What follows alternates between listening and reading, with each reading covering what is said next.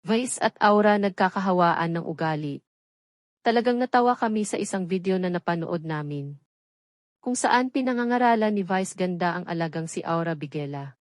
Inamin ni Vice finally na isang malaking pagkakamali ang ginawa niya nung pambabasto sa respective journalist na si Jessica Soho. At ngayong dekada na ang nakaraan niyan ay paulit-ulit paring binabanggin ng mga taong ayaw sa kanya na para bang wala nang tuding ipagbago ang kanyang buhay.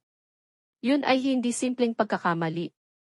Yan ay lack of good judgment. Ang akala ni Vice ang lahat ng mga tao ay kagaya lamang ng mga pinaglalaruan niya sa mga comedy bar na pinagmulan niya. At akala niya lahat ng mga tao ay kagaya ni Ann Curtis, Jong Hilario at Vong Navarro. Na pinagpapasensyahan siya.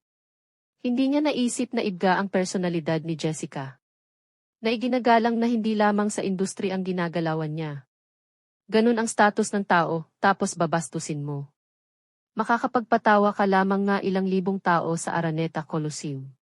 Kagaya rin nung ginawa ni Aura, lasing siya may isang gustong makipag-selfie sa kanya na natural lang dahil celebrity siya.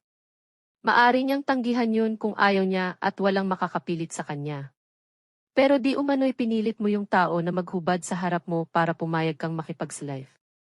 Iyo ang gusto mo sa isang tao, dahil hindi pumayag sa gusto mo pati mga pulis na umaawat sa'yo. At nagdala sa'yo sa isang presinto ay nilait mo pati pagkatao, dahil sa wrong judgment.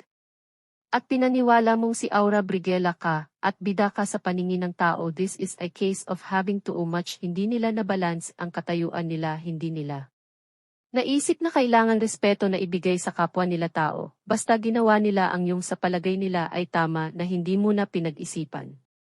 Lumabas na sa kaning isipan na tama ay mali pala. Mula mismo sa bibig